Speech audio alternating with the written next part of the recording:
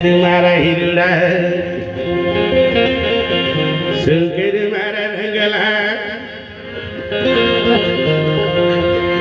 શંકર મારા રંગલા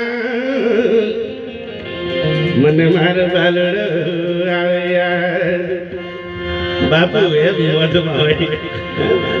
એટલે તમને શું કરવાનું આ ફળિયાવાળા નીકળી જાય ધડેગડ એમ થાય આપણે બધા મોજ કરવાની છે નાનકડું ભજન બોલી ગુરુ નારાયણ પરિવાર બાપુ કંચન રામ મહારાજ